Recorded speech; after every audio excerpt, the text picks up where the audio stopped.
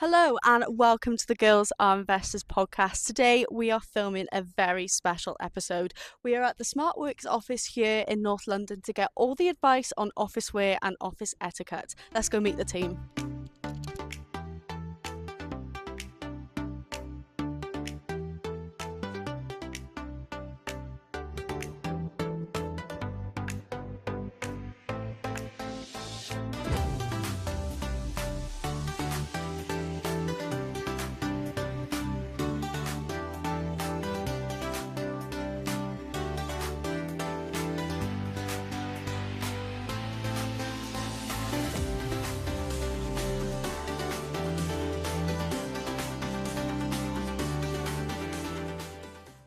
Hello, welcome to the Girls Are Investors podcast. Thank you so much for joining us. Would you mind introducing yourself, please? It's my pleasure.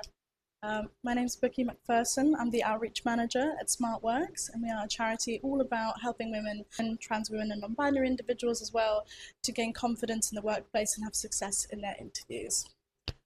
From your experience then, with students coming in and wanting to build on their career advice and just be confident going into that first day, what do you think are the key questions that students want to know when they come in? Like, what's the best career advice that you can, give to really give them that solid start? Solid question, and also quite a wide one, because I feel like it can really vary in your specific situation. But one sort of more generalized bit of advice I'd give centers around what SmartWorks offers, which is that's confidence in the workplace. A lot of times people think that has to come from knowing exactly what you're doing, being already familiar with everything you're going to do. You know, you'll see a job advert and it'll have all of these skills that you maybe haven't even quite begun to develop yet, and already you start feeling out of place and lesser than. But what we push for at SmartWorks for you to know is that it comes from a lot of that confidence does come from within. It comes from preparation and familiarity. Oftentimes people in workplaces are improvising more than you think they are. So it really just is about showing up comfortably, confidently, being prepared to ask questions, not being afraid to do so either. You are not expected to know everything, and that's really, really key. And listening is an underrated skill, especially in those first 3 months during your probation period or whatever that might look like. Maybe you're doing an internship and you are literally there to learn. You don't have to be perfect right away. You just have to be reliable and open to adapt. That was really great advice, and I think something that I've definitely learned over my career is you have limited time sometimes in certain roles, like internships, wherever it may be, and just to make the most of that and asking the questions. You shouldn't be embarrassed not knowing things, and I think students do put a lot of pressure on themselves to feel like they need to know everything from day one, and that's not the case. But I guess talking about day one then, so let's say I'm a student, I've just got my dream internship and I'm looking forward to my first day, but I'm a little bit nervous about that first day in general. How do I approach those nerves? What do I need to do to make me feel confident going into that initial day? Great question. So a few things that we emphasize are preparation, because again, like the more you are comfortable and comfortable within yourself, the better you'll show up. So have you looked up the route even? Is this your first time going there? You know, the worst thing would be for you to show up 15 minutes later, all sweaty and sort of, you've been rushing, you're out of breath, you're panicked immediately, not because necessarily even they've set off on the wrong foot. Maybe it's an environment where they don't really mind so much, but you will be in an unprepared state. So making sure that you've effectively prepared for the day, you have everything you need with you to feel your most settled and grounded self. You know what the plan is for that day. You'll hopefully have been sent a little something about what to expect. So you've read through that. Hopefully one person there, and you can make your way to that person, introduce yourself, explain how excited you are to start, and start asking the right questions to the people that you're introduced to. When I started this role, I had introduction meetings with every department, and how I ended each of those intro sessions was what's your favorite thing about working at SmartWorks so far? And what's one bit of advice you would give me to start off with? And that really set me off for success quite well, because like, first of all, it was a really nice thing to be asked. Um, uh, People have very busy days, and it was just a nice moment for them to reflect and share that with me. And also I got some tips that I might not have gotten until months into starting, and I just got to write all that down and feel more equipped for my start.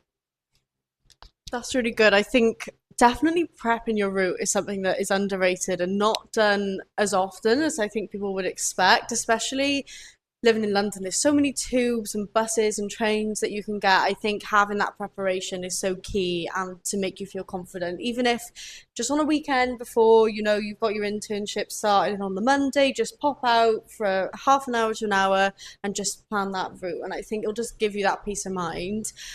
I think with regards to getting that career advice, then we again we work quite closely with SmartWorks and we refer students into obviously the charity itself. So what can a student expect when they do come into SmartWorks? What does that career advice process look like? Of course. So just to give some initial context, we've worked with GAIN for about 2 years and supported quite a lot of your students into their internships now, both through your internship program and also the university investment scheme. The competition. Yeah. And the way we normally do that is we host a workshop with one of our coaches virtually, where you'll all come on, have some tips from one of our coaches who's really got a lot of expertise within that field, has sat on interview panels, and is able to answer much more in depth on some of those initial questions. And then you'll sign on to have an appointment with us, and we'll start you off with interview preparation and dressing if you're successful in that internship. But even if you're not, we can support you with career coaching. So what those 2 appointments look like: for interview preparation, we'll have you come in and based on the internship you're going for, we'll have a consultation session for the dressing, and it'll basically be a conversation about what the dress code is, but also what makes you feel good.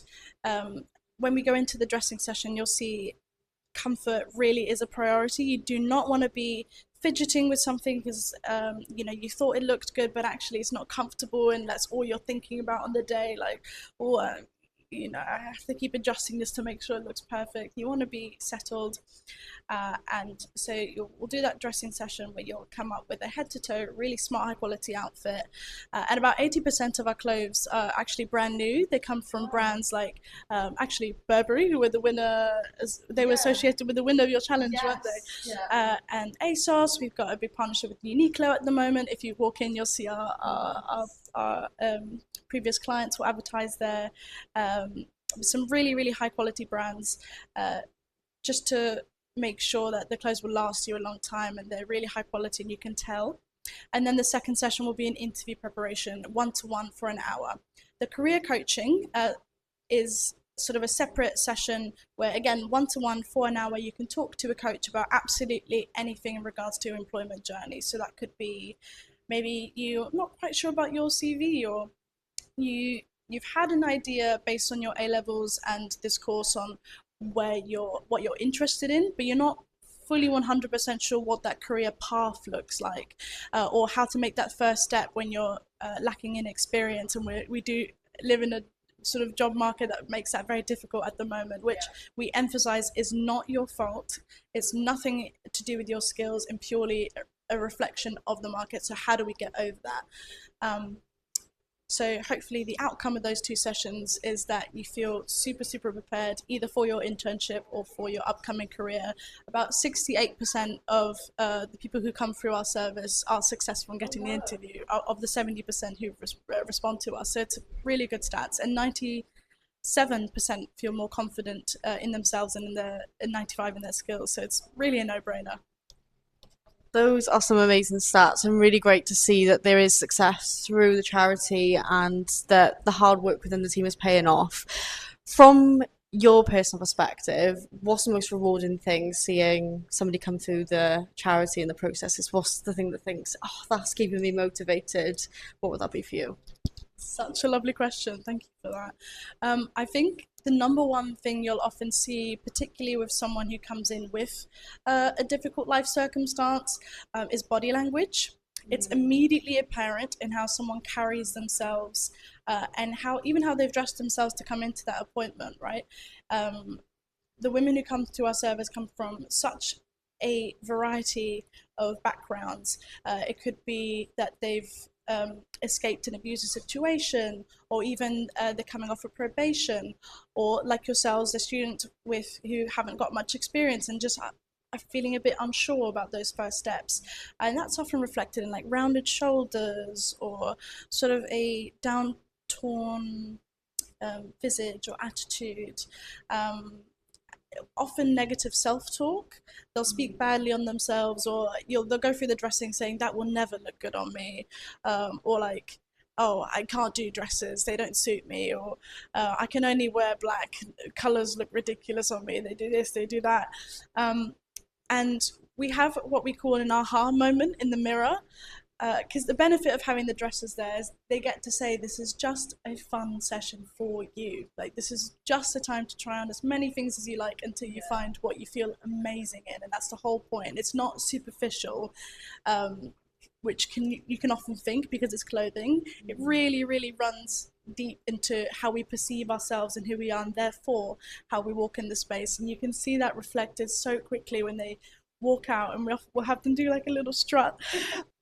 It's so rewarding to see. And obviously I have particular clients in mind who rise to the surface, but that is the common theme. Just they walk differently, they speak differently about themselves, and they have confidence and hope in their future.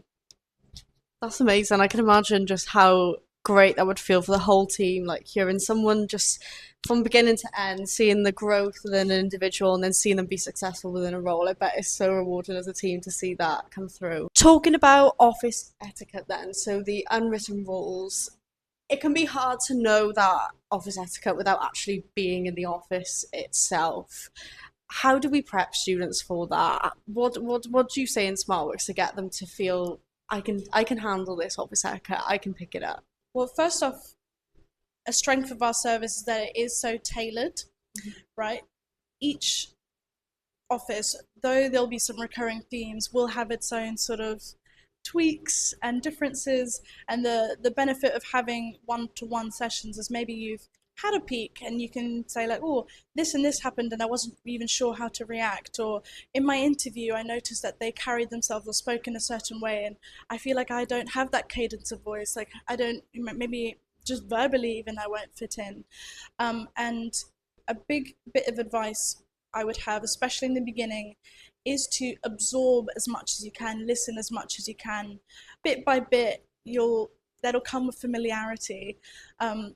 A lot of times you think in order to feel confident, you have to almost feel superior or have knowledge that you don't have, and therefore you never get to that level of confidence. But somewhat through trial and error, that will reveal itself. And I suppose the important thing to note is to not talk down on yourself when you feel like you've made a faux pas. More often than not, it's much bigger in your head than it is for anyone else. They know you're new, and that first period of absorption is really crucial to make sure that you can adapt accordingly. What's also really helpful is to identify a mentor within the organization, or maybe a manager or someone who can guide you through that process that you feel comfortable approaching and asking questions to. That is always a huge support. At Game, we work primarily with women and non-binary students. Now, going into an investment management industry, it is heavily male dominated. How do we ensure that the women non-binary students who do come through have got that confidence to feel that they do belong there, that they feel ready to go into that male dominated environment? $1 million question. It is something that we obviously as a women's charity face a lot. So these kinds of spheres are where imposter syndrome tends to really strike hard, because it'll be enforced. it's not just coming from your own mind, it's coming from the systems that have put it in your mind to begin with. You know, patriarchal settings really are designed to make women feel like they don't belong. And it's quite a, especially if you've not faced that before, it takes quite a lot of self awareness to see that happening in real time and tell yourself that is not relevant, that is not factual, and I do not have to internalize that. And it's a level of almost confidence that really shouldn't be necessary, shouldn't be pushed, but it is what we're facing. And in those instances, it's good to have camaraderie, and then really being able to distinguish the facts from the what is implied or insinuated. If someone's come to you and made you feel a certain way, it's really helpful to be able to keep calm in that moment, because ultimately panic is what will prove their point. Panic is what they want you to feel so that you misstep. So in those moments, take a moment to really self-soothe. You can, and don't run away from those feelings, because you can analyze them later and really sit there and think, okay, I felt this way when this person made me like did this, or said this thing. How do I then go back and address it? And then you can go back and say, I noticed this, it made me feel this way. In order to promote a better working environment, or in order to reach X objective, I would like us to have a calm conversation about how to adjust moving forward. And you can sort of try and calmly approach it that way. Hopefully that gives some good insight. No, that's really good insight. Thank you so much for that. Talk me through the documents we've got in front of us then. So what are these, what they provide for students and people coming through SmartWorks? So during your either interview preparation appointments or career coaching appointments, we provide these booklets on top of the session, and these are full of really great information on preparing for interviews, whether that's virtual or face-to-face, sort of breaking down how do I understand the job? What does the company itself do? What are the key things I need to know beforehand so that I appear more knowledgeable? There's note sections, there's even a section on AI, and how to prep for that both in the CV process and afterwards. It's something that's had a very fast onset within our society, and there's questions on how to do it ethically and all these things, but at the end of the day, it's already being used against you. Even during CVs, things are filtered automatically by an AI, because someone's not going to read through thousands and thousands of applications. So it's helpful to know, how do I then use that to my advantage? We have things like the STAR technique on there, and it's really, really they're both fantastic sources of information. And then what I have here is our annual index. So every year we take all the data that we've learned from our clients and we present it in the House of Lords to sort of give a really in-depth understanding of where our clients are right now, how many jobs they've applied to before being successful, what instances they're less likely to find work, and then what advice we propose to the government to help them overcome these barriers. That's incredible. I had no idea that you went to the House of Lords. That's amazing, and great to see that the data is being put to good use and it's being reflected in our government as well. But these documents are great, and obviously great for somebody to take away. AI is so prevalent now with our students and with interview processes that having advice from yourselves on that topic is fantastic. But now I think it's time for us to go look at some fashion and some clothing and get some great styling tips from the team here at SmartWorks. So let's go. We are currently in the entranceway of the SmartWorks office in North London at the moment, and I guess we're kind of reliving or kind of living in the experience of what a student would be going through as, I guess, a client at SmartWorks. So as we walk on through, if you want to talk us through what the process would be. we'll start the consultation session here. So depending on what role you're going for, the two dressers will sit with you and have a chat about sizings, styles, dress codes, and make sure they have a really concrete idea of what you like, because that's really important to us. It's not just something that we randomly give you, it's something that you're going to feel great in. So like, what colors do you like? Are you okay with patterns? Are you okay with a little bit of heel? Anything like that. And then we move on ahead to the wardrobe when they're ready. So, as Buki just said, we're going into the wardrobe section now of Smartwork. So this is where all the magic happens in the styling. So as you come in, you're greeted with so much clothing, which is amazing, and there's incredible like brands in here. You can just name a few that we've got. Yeah, we've got like a really wide collection. We got a lot of donations from M&S. We got huge stock in from Uniqlo and ASOS right now. Actually, if you walk into Uniqlo, you might see our clients displayed at the moment. Align, Bowden, gosh, so many. Radley, Burberry and Hobbs. It's a really wide range. We had Stella McCartney earlier this year, and we get a lot of individual donations as well. But about, as I said earlier, 80% of them are brand new with a tag, donated from retail partners, and everything else is sort of sifted through to make sure it's really pristine for you guys. So you won't get any fast fashion. That will get circulated to either our sales or cancer research if it's not up to our standards. So, you know, if we get like a bright red stiletto heel, that might not be quite interview appropriate, but it will generate money for the charity. And I can take you through. So it's all divided into sections, and we've got like sort of formal wear here. If you come through with me, it's divided into lots of different styles, like patterns, top, formal. Then we have some dresses over here, some blazers. This is our current shoe collection. We've got more downstairs in stock. But yeah, there's some really wide range of styles, because you know, we really want to emphasize, just because you are going for an interview doesn't mean you have to be devoid of personality. Like, you can have maybe a shoe that is quite a personality, but you match it with a sort of more standard black trouser, for example, and our dresser will go into more detail about that in a moment. We also have bags and accessories.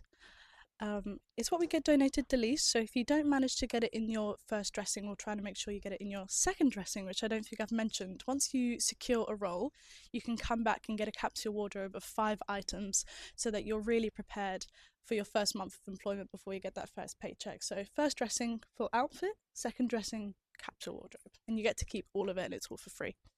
There's some jackets as well. Obviously it's quite hot, so transitioning to summer wear, but you might need it for when the season ends, so we make sure that you have that as well. Trousers, some more jewellery over there, scarves, and you can see just a really wide collection of styles, colours and sizes. Thank you. There is literally any brand you can think of in this room. It's incredible. And I think one of the things that you prioritise the charity is the quality of clothing, just making sure that everything is in good condition for people to use and wear, and something that's going to last a lifetime, which is obviously so important now with circular economy coming in, and just having that factor is just incredible. So talk us through the styling suite. Have we got Claire here to discuss? Hi Claire, lovely to meet you. Thank you for being on the podcast. So talk us through, I guess, pretend I'm a student and I've just secured my internship role at an investment firm. What would be the process in terms of getting a capsule wardrobe? What would the sessions look like? Just talk us through what it looks like within SmartWorks. Okay, I can show you visually. So I've pulled together a couple of different outfits and showed how you can just make very small tweaks to change it round, look like you've got 2 or 3 different outfits with just a few pieces of clothing. So let's start with our basic black trouser. So it's an endlessly useful garment in your wardrobe. So you can do something very simple with a white shirt, and then you can also add a little black jacket. Right, very simple, very classic, very elegant. What you can also do with a few tweaks is maybe put a little cardigan on, because you need to cover up in the office for if it's aircon. So just a little tweak, possibly a little more smart casual, but still endlessly useful, and a whole different outfit with a different color. You can also put on, you know, a different jacket. So a little bit more color, still simple, elegant, But a jacket like this looks amazing with a pair of jeans on the weekend as well. So you can really make your wardrobe work really hard, and it's not just things that you might need for the office. You can really make your wardrobe work hard. You can also put on a little vest, knit vest. If there's also the aircon's a bit cold, a little bit of colour, but also still very smart, still got your city wardrobe working. If it's cold in winter, you know, a sweater is also smart, but keeps you warm. So your black trouser is working really hard, and it still looks like you've got 5 or 6 different outfits with not many different pieces. I'm going to show you a couple of options with a dress as well. So you've got a dress like this, which is, oh, and I should say, my lovely model here would also work really nicely with this little jacket, with a different blouse, white trouser, with the black jacket, you know, a couple of tweaks, and you've still got your basic elements in your wardrobe that work really well together.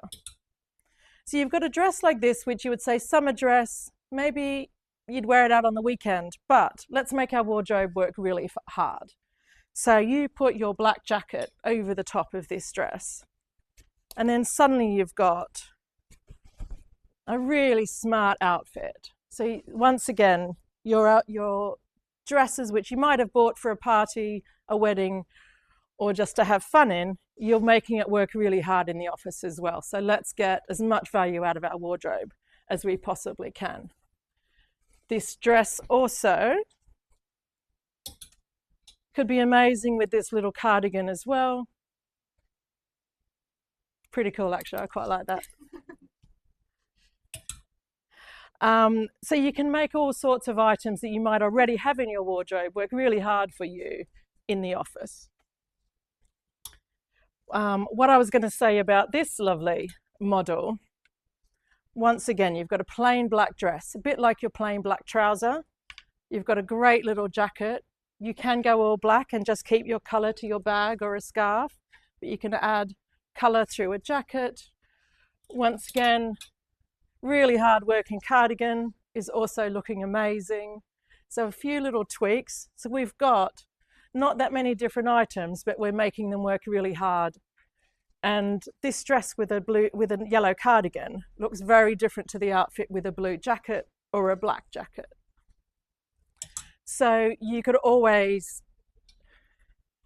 put a blouse over the top, wear it open as a jacket. You could tie it off as a little bit more casual.